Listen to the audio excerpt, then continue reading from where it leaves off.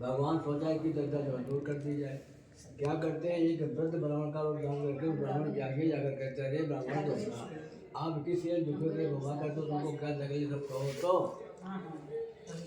ब्राह्मण बोला, अरे भगवान मैं महान गरीब कंगाल गाँव नीचे घुमा करता हूँ, यदि आपके पास कोई उपाय है तो कृपा करके बता दीजिए, जिससे मांगने से मुक्त मिल जाए, शुरू हो जाए। कहा तो पहले कहा जाता है कि उत्तम खेती मध्यम बान और निपक चाकरी भीख निदान। तो अब जो है नौकरी उत्तम हो गए, किसानी हो गई मध्यम। पहले लोग कहा कि मध्यम उत्तम खेती, खेती उत्तम होता है। अब उत्तम खेती नहीं, अब तो खेती में घाटे का नफा होता ही नहीं है। हमको खेती मसाला सब जाएगा तो घाटे है, नफा होते ही नहीं है। नौकरी कोई बाधा नहीं, तो मिलने ही मिलना। तो ये है कि पहले बहुत प्रभाव बदल गया। तो भगवान कहते हैं, ब्राह्मण देवता आज मेरी बात मान करके तुम सत्यनारायण का पूजन करिए, वही तुम्हारा सारा दूर कर देंगे। भगवान सारा विधान बता करके अंतर्ध्यान हो गए। अब ब्राह्मण देवता अपने मन में बहुत दुखित होते कहते हैं, ये जो ब्राह्मण बतला गया है मैं किस प्रकार करूँगा। पहले दिन भर भिक्षा मांगता तो परिवार का फिर नहीं पाता, सामान कहाँ से आवे। इस चिंता में ब्राह्मण को रात भर नींद नहीं पड़ी। प्रातः काल उठ करके चमत्कार क्रिया से मित होकर के अपने उन्होंने ये संकल्प कर दिया कि आज के दिन जो कुछ भिक्षा मांगने से मिलेगी उसी से मैं सत्यनारायण स्वामी का पुण्य अवश्य करूँगा। ऐसा मन में विचार करके भाई घर से चल देते हैं। देखो उस दिन भगवान कैसी कृपा हुई कि उस दिन ब्राह्मण को अधिक से अधिक धन प्राप्त हो गया। किसी कवि ने कहा है कि जहाँ पर कृपा राम की हो तहाँ पर कृपा कर सब कोई। अब उस दिन जो है देवता ने कृपा कर दी, उसी धन से घर पर आकर के प्रेम पूर्वक परिवार के साथ सत्यनारायण स्वामी का पूजन किया। पूजन के प्रभाव से वो गरीब ब्राह्मण बहुत बड़ा धनवान बना। तो संसार में रहे सुख भोग करके अंत में वैकुंठ लोक को प्राप्त हुए। अब सूर्य जी महाराज कहते हैं कि हे ऋषियों, हे मुनियों, जो कुछ भगवान का पूजा प्रजा कथा से तो बतला दिया, अब आगे का कहना है। तो ऋषि लोग कहते हैं कि हे महाराज, उस ब्राह्मण के मुख से किसने सुना है, इस पृथ्वी पर किस किसने किया, सब कहो। सूर्य कहते हैं ठीक है, मैं फिर सुनो।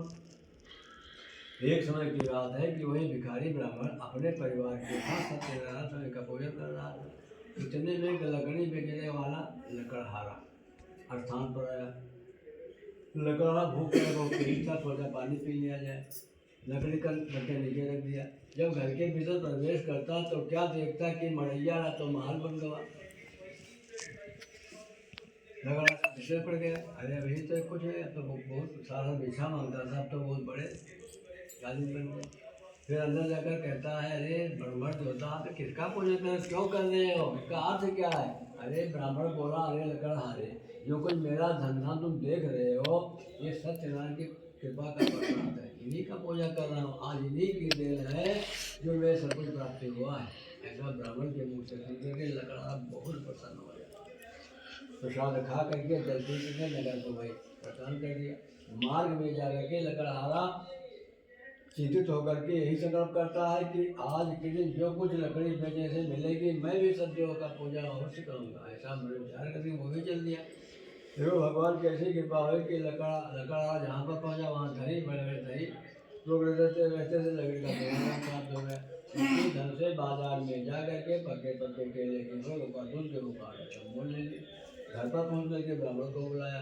फिर स्त्री के सहित विध विधान से सत्यनारायण स्वामी का पूजन किया, जिसके प्रभाव से लकड़हारा धन पुत्र सब कुछ प्राप्त हुए। संसार में रहे सुख होकर के अंदर में तुम लोग को प्राप्त हुए। सूर्य महाराज कहते हैं कि हे ऋषियों, हे मुनियों, जो भी मनुष्य ब्राह्मण लकड़हारा की भांति प्रदान करेगा अवश्य सब दुख से छूट जाएगा, सुख प्राप्त करेगा। इसलिए अरविंद पुराण रेवा खंडे दूसरे अध्याय बोले सत्य भगवान की जय।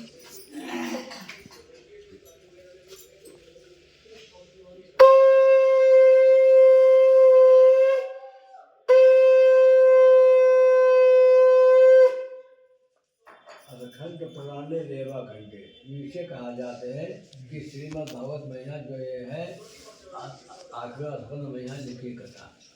अरखंड पुराने रेवा खंड खंड में लिखी है, पूरी नहीं लिखी है। इसे कहा जाते हैं अरखंड पुराने रेवा खंडे।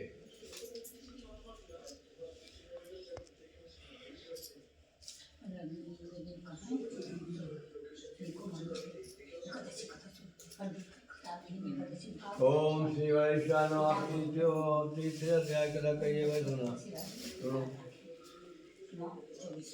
कहते हैं कि बहुत पुरानी बात है। प्राचीन काल में गुड़कम नाम का राजा था। वो राजा जो था जिसे एक सच बातें था, सच बोलने वाला था। उसकी जो स्त्री थी वो सुंदर स्वरूप उज्जवल वाली सती थी।